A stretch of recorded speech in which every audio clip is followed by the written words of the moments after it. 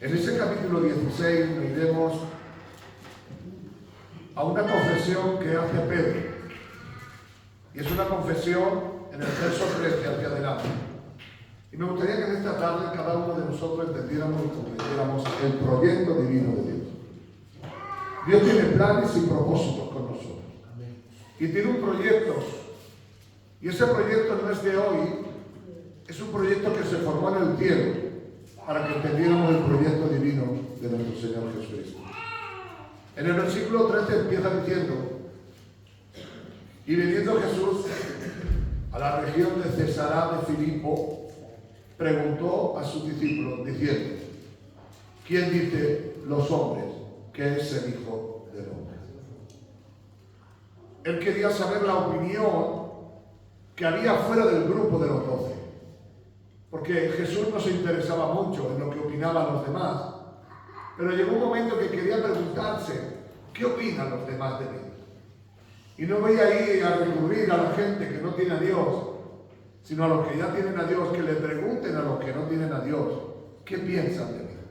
¿Qué piensan quién soy? ¿O qué realmente piensan de mí, que es para lo que he venido? La respuesta fue sencilla y práctica. Ellos dijeron: uno Juan el Bautista, otros Elías, otros Jeremías y algunos de los profetas. Después de haber preguntado ellos y indagado seguramente en cada pueblo que iba y en cada lugar que había, en ese Cesarea de Filipo es donde Jesús se detuvo con ellos para que tener una conversación. Y lo que resulta que opinaba el pueblo y la gente que no tenía a Dios es que pensaba que era alguno de los profetas. Cuando alguien se pregunta por qué pensaban que era alguno de los profetas, ¿en qué basaba esa ideología o esa idea la gente que no tenía a Dios? Porque podían ver el carácter y podían ver como aquel pintor que hace una obra de arte, y él no, pero los marchantes, los que están allí, aunque la obra de arte no estuviera filmada, por el carácter como la hizo, por los colores que usó y por los rasgos que hace, saben si es de Dalí, saben si es de Velázquez o saben si es de alguno de los grandes pintores.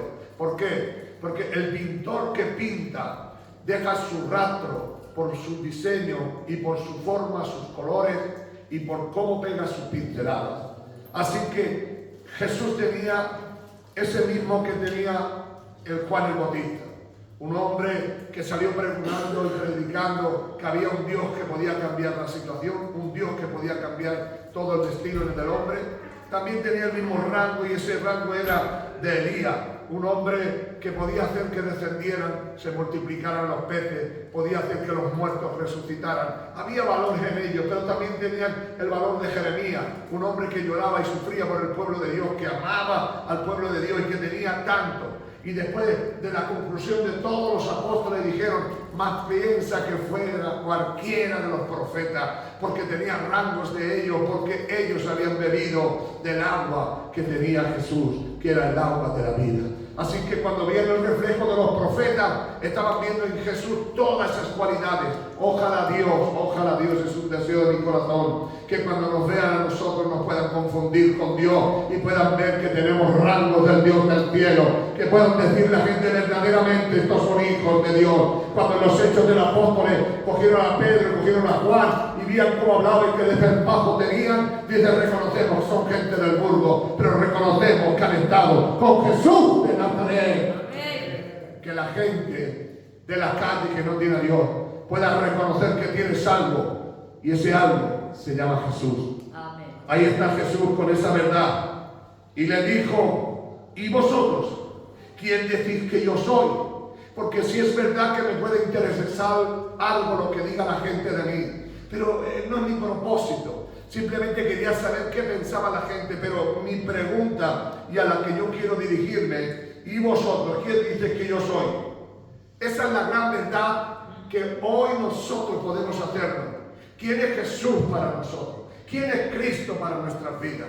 ¿Quién es Jesús? Este Jesús que lo colgaron en un madero, lo clavaron de pies y manos, pero que al tercer día resucitó y hoy vive en nuestros corazones. ¿Quién es Jesús para ti?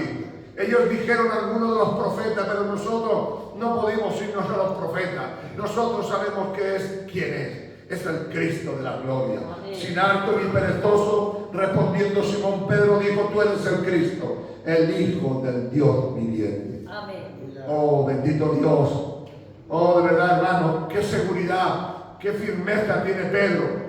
Pero Jesús, para dejarlo en evidencia y que entendiera que eso no era de su sabiduría, que eso no era de lo que él había aprendido con los judíos, ahora él le dice, entonces le respondió Jesús: bienaventurado, hombre feliz, eres tú. ¿Por qué? ¿Por qué le tiene que decir esto? Entonces le respondió Jesús: bienaventurado eres, Simón, hijo de Jonás, porque no te lo ha revelado ni carne ni sangre, sino mi Padre que está en los cielos. Amén. A la conclusión de estos versículos, tenemos que tener bien claro que no puede ser por nuestra revelación, sino que tiene que ser una revelación del Dios del cielo. Si Cristo no se te revela en el corazón, si Cristo no entra en lo más profundo de tu corazón, esto no es una creencia, esto no es una idea, esto es tener seguridad. Tú eres el Hijo del Dios viviente. Le dijo: esto no te lo ha revelado carne ni sangre, esto te lo ha revelado mi Padre que está en los cielos. ¿Dónde quiero llegar en esta noche? Yo quiero hacerte entender que Cristo es lo máximo que puede aspirar un cristiano. Cristo es lo máximo, y a Dios no le importa mucho lo que pueden pensar los demás, pero los demás no pueden pensarlo, porque esto es por revelación. Pero yo en esta noche te quiero decir, con esta porción que estamos leyendo, esto no es por carne ni sangre, sino por mi Padre que está en los cielos. Y las puertas del Hades no prevalecerán contra ella. Yo también te digo que tú eres Pedro, y sobre esta roca edificaré mi iglesia. La roca, ¿cuántos de aquí saben que la roca es Cristo? Amén. Si alguno tiene duda, en capítulo 10 de 1 de Corintios dice: y la roca que le seguía de Israel era Cristo. Es el Cristo. Y él dice: y sobre esta roca edificaré mi iglesia. Y yo quiero hablarte en este día que tú tienes un destino, y que el destino lo ha marcado Jesús. Y si tú sigues el camino que Jesús ha marcado, tú eres parte de la herencia redimida por la sangre del Cordero. Si tú crees que Dios es Cristo y que realmente ha nacido en tu vida y que Él tiene planes y propósitos contigo, tiene proyectos, sueña muchas veces con alcanzar ese proyecto el Señor, si logro tener esta iglesia. ¿Sabéis por qué? Porque lo que dice aquí es que yo edificaré mi iglesia. Quiere decir que Cristo no va a recibir a nadie que no Él quiera. Aquí no va a poder la gente apuntarse, es Dios, va a darte la oportunidad que tú lo recibas y Él va a edificar su iglesia. Y cuando Él edifique su iglesia, las puertas del Hades no prevalecerán contra ella. ¿Sabéis por qué? Porque no es una iglesia fundada sobre un hombre, no es una iglesia formada sobre una religión o una ideología o cualquier filosofía. La religión se pasa, las filosofías se cambian, pero el Cristo de la gloria dice: yo soy el mismo ayer, hoy y por los siglos. Hoy tú y yo pertenecemos a ese grupo de personas que tenemos un lugar y un proyecto con Dios. Nuestro destino está marcado porque nuestro destino es Cristo. Amén. No hay sombra de variación, no hay lugar confuso. Nuestro destino se encuentra en Jesús, pero nosotros que somos la iglesia de Cristo, yo edificaré mi iglesia. ¿Sabéis lo que significa la iglesia, verdad? Significa un lugar donde se viene a adorar. Jesús es ese lugar. Él es el templo del Dios viviente. Es el lugar donde tú y yo oramos. Es la casa de Dios, ha venido a ser el corazón de Dios para que tú y yo vivamos en ese corazón. Así que de una vez que nosotros hemos recibido a Cristo como Señor y Salvador y reconocemos que Cristo es nuestro Dios, el segundo paso que Dios nos lleva es a presentarnos como un pueblo. Primera de Corintios capítulo 1. Quiero que vean, hermano, hay una hermosura, una verdad central en esto. Nuestro destino está en Cristo. Y ese destino está marcado por la sangre del Cordero. Y ese destino está para que tú y yo entremos a ese lugar. Y da igual quien seamos, y da igual lo que tengamos. Dios ha hecho plan. Capítulo 1, versículo 2. A la iglesia de Dios que está en Corinto, a los santificados en Cristo Jesús, llamados a ser santos, con todos los que en cualquier lugar invocar el nombre de nuestro Señor Jesucristo, Señor de ellos y Señor nuestro. Es que es un texto para meditarse en esto, ¿vale? A la iglesia. ¿Quién es la iglesia? Nosotros, hermanos. ¿Quién es la iglesia? Nosotros somos la iglesia de Dios que está en Corintio, pero hoy vamos a cambiar el nombre. A la iglesia de Dios que está en Cartagena, a los santificados en Jesús, llamados a ser santos, con todo en cualquier lugar, dice, en cualquier lugar que invocare el nombre de nuestro Señor Jesucristo, Señor de ellos y Señor nuestro. Da igual donde esté la iglesia, da igual que seamos 10, da igual que seamos 1000. La iglesia de Cristo es donde están 2 o 3, Cristo está en medio. Así que tú y yo, pero tenemos un destino. ¿Y sabes cuál es el destino? A la iglesia de Dios que está en Corinto, a los santificados en Cristo Jesús. ¿Llamados a qué? ¿A qué somos llamados? ¿Solo lo sé yo o lo hemos leído todo? ¿A qué somos llamados? A ser santos. Y cuando hablamos de la palabra santo, tenemos tanto miedo, tanto oscuridad, simplemente apartados del mal para hacer el bien.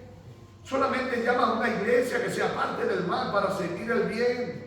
Esa es la palabra santidad, apartados del mal para hacer el bien, para andar en los proyectos, para andar en la visión de Dios, para caminar con el Dios de la gloria, con el Dios que todo lo puede. Tú eres algo especial, tú eres un pedazo de cristianazo en Cristo Jesús. Dios te ama y Dios sabe tu falta y Dios sabe tu defecto, pero Él te ama porque Él te ha llamado a un lugar precioso y maravilloso. Te ha llamado a ser parte del cuerpo de Cristo. Estás destinado a ser como Cristo. Aleluya. Amén. Aleluya. Amén. Dios dice, en el lugar que esté no importa. Dios te llama porque tiene un destino, te ha marcado un destino, es que tú seas santo como Él es santo. Váyase conmigo al primer libro de Pedro, al segundo libro de Pedro, capítulo 2, váyase conmigo, busque enseguida a Pedro, ese hombre poderoso, ese hombre lleno del Espíritu y ese hombre lleno de tropiezos y de problemas. Pero yo le digo que Dios ha hecho algo especial, nosotros somos su pueblo, ese pueblo de los redimidos. ¿Están ahí? ¿Ya lo tienen? 2:9. ¿Están conmigo esta noche o no? Vamos a ver. A ver, primero de Pedro. ¿He dicho segunda? Me he equivocado, perdón, lo siento. A ver, que lo tengo para aquí ya. He dicho segunda, pero es primera de Pedro, capítulo 2. Primera de Pedro, me he confundido, perdón, un fallo técnico. Mas vosotros sois linaje escogido, real sacerdocio, real sacerdocio, santo, nación santa, pueblo adquirido por Dios, para que anunciéis las virtudes de aquel que os llamó de las tinieblas a la luz admirable. Le dice abajo, vosotros en otro tiempo no erais pueblo, pero ahora sois pueblo. ¿Y cuál era el propósito de Dios? Marcar la directriz que debíamos de seguir. Deberíamos de seguir el camino que Dios ha preparado. Dios te ha limpiado a ti para que tú puedas ir y que otros más sean limpios. Porque el propósito de Dios es perfeccionarte a ti para que tú puedas perfeccionar a otros en tu manera de hablar y en tu manera de caminar. Dios ha dicho que hay un destino en ti. ¿Y cuál es el destino de ti? que Dios te llamó de las tinieblas a la luz. ¿Para qué? Para que le digas a otro que hay salida, para que le digas a otro que hay solución, para que le digas a otro que hay un reino que está esperando a hombres y mujeres que son normales, que tienen problemas, que tienen dificultades, pero que Dios le ha llamado para que anuncien que a mí Cristo también me libró. Digan aleluya. ¡Aleluya! Digan gloria a Dios. ¡Gloria a Dios! El destino está marcado por Dios. Que no era pueblo, ya lo sabemos, porque Dios escogió a los judíos. Pero Dios, en su amor y en su misericordia, cuando los judíos cayeron, Dios le dio una oportunidad a los gentiles. ¿Para qué le dio la oportunidad a los gentiles? Para que cuando vean los judíos que nosotros nos hemos convertido, ellos tengan envidia y se puedan convertir también. Pero yo les digo de parte de Dios, hermano, Dios tiene planes y propósitos contigo. Díselo al que está a tu lado. Dios tiene planes y propósitos contigo. Aquí la palabra santo dice un pueblo santo, apartado para Dios, consagrado para Dios. ¿Para qué? Para que anuncie que tú también eras de lo mismo que ellos, pasabas como ellos, sentías como ellos, pero Cristo te liberó. Tú tenías la misma idea o peor idea que los demás, pero Cristo me cambió. Todos los que son apartados son llamados santos. La pregunta mía de esta noche es: ¿eres tú uno de esos santos? ¿Eres tú uno de esos santos? Porque la sangre de Jesús en la cruz del Calvario no ha sido en vana, sino que ella es la que nos da la oportunidad de ser salvos y santos en el nombre de Jesús. Amén. Igual que Dios en el Antiguo Testamento escogió a hombres para que llevaran la obra hacia adelante, hoy Dios está cogiendo a hombres para que lleven la obra hacia adelante. Si nosotros nos excusamos diciendo que vivimos en un tiempo difícil, diciendo que vivimos en un tiempo donde es imposible predicar, le digo que no es cierto. ¿Sabes por qué?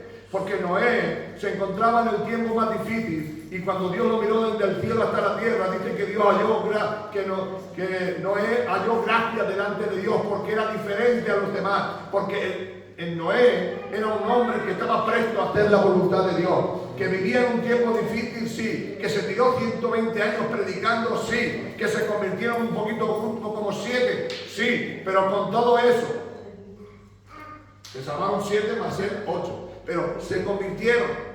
Y hoy Dios nos dice a nosotros: ¿es difícil donde estáis? Pues así como los días de Noé, Dios escogió a Noé para que fuese pregonero de justicia. Dios te puede coger a ti para que seas pregonero y pregonera de justicia. Que se rieron, imaginaos, hermanos, si esto ni de loco. Dios le dice en un desierto: ve y construye un barco gigantesco. Y por si algunos no lo saben, que creo que sí lo saben, jamás en la tierra había llovido antes. ¿No? ¿Me entienden? ¿Cuándo me entienden? Nunca había caído una gota de agua. La tierra se regaba por medio del rocío que caía y por medio de la neblina que caía, pero jamás había llovido. Y durante 120 años le dijo: señores, señoras, caballeros, hombre importante, gente del burgo, va a venir un diluvio sobre la tierra, van a morir todos. Todos se reían, todos se burlaban. Y durante 120 años él empezó a coger animales llenando aquella gran barca. Pero Dios tenía un destino para él. Y el destino era que por medio de él había una salvación. Mira lo que te digo de parte de Dios. Dios tiene planes contigo. Y Dios te ha escogido para salvar a mucha gente por medio de ti. Digan aleluya. Aleluya. Digan gloria a Dios. Gloria a Dios. En todos los años y en todos los lugares y en todas las etapas, Dios siempre ha tenido hombres que han sido fieles y que han dado el todo por el todo. Que han vivido en santidad y han caminado en santidad. Difícil, seguro, pero difícil de verdad, seguro. La Biblia nos recuerda sencillamente que Noé hasta el último día decía: va a venir un diluvio. Y le digo una cosa de parte de Dios: jamás Noé cerró la puerta. La puerta la cerró Dios. Amén. Digan aleluya. Aleluya. Digan gloria a Dios. Gloria a Dios. Dios no va a cerrar la puerta hasta que no sea el momento. Pero habrá un momento que al voz de trompeta los cielos serán abiertos y los muertos resucitarán primero. Luego tú y yo que estamos aquí seremos arrebatados y entonces se cerrará la puerta. Amén. Hoy más que nunca yo tengo un destino de parte de Dios. Dios me ha llamado a ser santo como Él es santo. La iglesia es un pueblo que ha salido de la esclavitud del pecado, que le ha apartado Dios y le ha dado una visión y le ha dado un proyecto. Ve y predica a toda criatura y el que creyere será salvo. No tienes mucho que hacer, solamente cumplir el destino que se te ha marcado. Por si tú lo ignoras, tú eres un GTS. Y Dios lo ha puesto y te ha puesto en la carretera a donde tienes que ir. Hasta que no diga, has llegado, tienes que seguir hacia adelante. Pero el que me ha dicho que tú eres a la izquierda, tú no eres quien, tú eres a la izquierda. El que me han dicho que tú eres a la derecha, tú eres a la derecha. Al final siempre se oye esa vocecita tan bonita, ¿verdad? Que dice, usted ha llegado a su destino. Nuestro destino es estar con Cristo por siempre y para siempre. El reino de Dios que fue dado a Abraham ha sido traspasado a nosotros. La recompensa está en nosotros, pero también la corrección está en nosotros. Dios ha puesto la pelota en nuestro tejado. La responsabilidad antes eran de los judíos, hoy son de los gentiles, de los que han recibido a Cristo, los que se han constituido en la iglesia del Dios viviente. Hoy Dios te dice a ti en esta tarde, yo he puesto la pelota en tu terrao. ¿Qué vas a hacer con ella? ¿Vas a ser como los judíos que deberían de ser pregoneros de justicia y mataron al Cristo de la gloria? Yo no puedo olvidar que soy la iglesia del Dios viviente. La iglesia es el templo donde nos reunimos para alabar y bendecir el nombre del Señor. Que tu vida y mi vida sea un templo donde la gente pueda venir y hablar contigo y dialogar contigo y decir, quiero que Dios que está contigo pueda estar conmigo. Si nos miramos en la Biblia, podemos ver en Corintios capítulo 3, váyase conmigo un momento. Hoy estamos de fiesta con Jesús, nos queda poquito, puedo compartir otro día. Capítulo 3. Versículo 16. Espérese. Corintios, sí. En Primera de Corintios, capítulo 3. Versículo 16. ¿No sabéis que sois templo de Dios y que el Espíritu de Dios mora en vosotros? Si alguno destruyera el templo de Dios, Dios le destruirá a él. Porque el templo de Dios, el cual sois vosotros, santo es. Nosotros somos templo de Dios. Dios vive en nosotros, Dios mora en nosotros. Dios se sienta en nuestros sofares que tenemos dentro de nuestro corazón. Y Él descansa en nosotros. Dios nos manda a que si somos esa iglesia que Dios ha llamado, que Dios ha preparado, que Dios ha consagrado, debemos levantarnos en el nombre de Jesús y seguir hacia adelante con un proyecto divino. Que el temor de Dios siempre esté en nosotros, porque la responsabilidad como cristianos nadie nos la puede quitar. El viernes estuvimos compartiendo esa palabra poderosa, esa palabra que no me avergüenzo del Evangelio porque es poder de Dios para salvación. El Evangelio es el poder de Dios para salvación, pero tú y yo somos la iglesia. La iglesia es el cuerpo de Cristo. 2 o 3, Dios está en medio. Estamos dejando que el cuerpo de Cristo fluya entre ellos, que la gloria de Dios se manifieste en nosotros, que cuando nos reunimos empecemos a sentir la presencia de Dios y la gloria de Dios. Por si tú no quieres olvidarlo, eres templo del Dios viviente. Cada uno de nosotros somos parte del cuerpo de Cristo. Quizás aquí haya alguno que sea brazo, otro que sea pierna, otro que sea ojo. Imagínate, hermano, por un instante, uno Juan pegando saltos por la calle solo. El ojo tiene que estar puesto donde tiene que estar puesto. Aleluya. ¿Cuántos me entendieron? Amén. Tú tienes un destino. No te desvíes de él. Cristo. Si estamos como cuerpo, vivamos como cuerpo. Cuando la gente ve que hay una iglesia unida, una iglesia que ama, una iglesia que se cubre, una iglesia que se ayuda, la gente ve algo. Y lo que es que ve a Dios, porque ve cómo anda y cómo camina. Imaginaos, mi querido hermano, la iglesia católica. Están unidos. Unidos para hacer obras. Miren las procesiones. ¿Qué unidad hay, hermano? Cada uno respeta el lugar del californio, del nazareno, del marrajo. Cada uno respeta su turno. Y nosotros no entendemos que somos la iglesia del Dios vivo y que no podemos pisarnos los unos a los otros. Como iglesia de Cristo, sigamos y promovamos. La iglesia es la esposa de Cristo. Escúcheme, hermano, la iglesia es la esposa de Cristo. Y una esposa tiene que estar preparada para su marido, pura y santa, sin mancha y sin arruga. Hoy más que nunca necesitamos entender nuestro propósito, entender nuestro destino. Yo soy destinado a ser la iglesia y la esposa de Cristo. Él se ha ido como buen esposo a prepararnos una casa. Dice que el día que nosotros vayamos para allá, empezarán las bodas del Cordero y habrá una mesa y habrá fiesta y habrá alegría y habrá regocijo y nos presentará la ciudad que durante tantos años ha estado preparando, la que no hay muerte, la que no hay llanto, la que no hay dolor, la que no hay tristeza, donde ha cambiado la tristeza por gozo, el sufrimiento por alegría. Dice que allá hay de tal manera árboles que si alguno se siente un poco resfriado te toma una hoja y sale corriendo. Dice que tiene 24 frutos, que tiene comida abundante.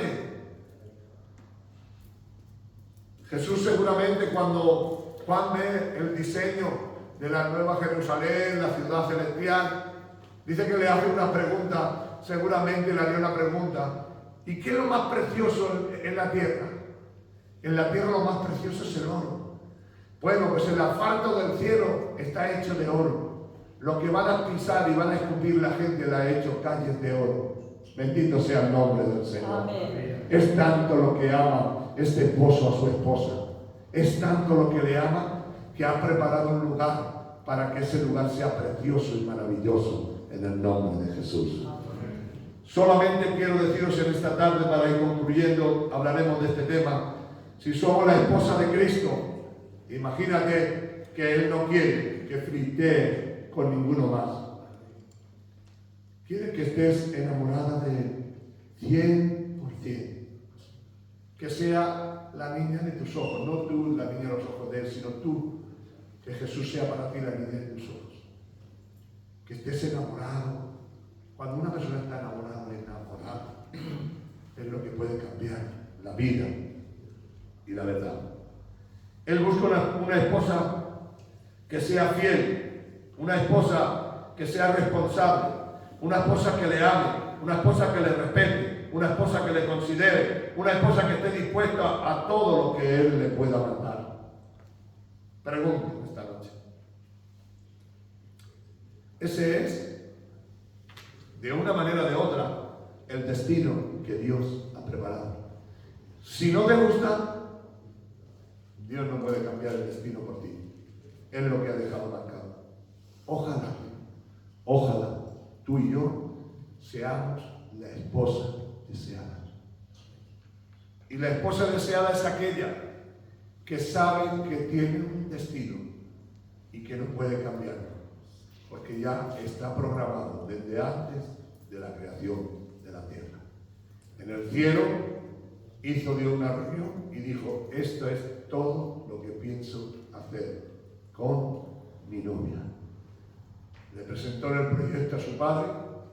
Por eso deja claro en la Biblia esta frase: ni yo mismo sé ni el día ni la hora. Jesús no sabía ni el día ni la hora. Si alguno se pregunta si el Señor lo sabe todo, sí, claro que lo sabe todo. Pero si Dios, como lo sabe todo, también sabía que hoy le ora y mañana va a decir una tontería. Por eso Dios vive siempre en el presente eterno. El mañana, cada día traerá su afán y sus luchas cada día. Acompáñame, cierra tus ojos. Señor, haznos entender que tú has preparado un destino. Y ese destino es ser la esposa de Cristo. Y tú buscas una esposa sin mancha y sin arruga. Buscas una esposa que esté ataviada para aquello que tú le mandes. Por eso en esta noche te ruego delante de todos mis hermanos y te decimos: ven, Señor Jesús, tu esposa te espera, en el nombre poderoso de Jesús.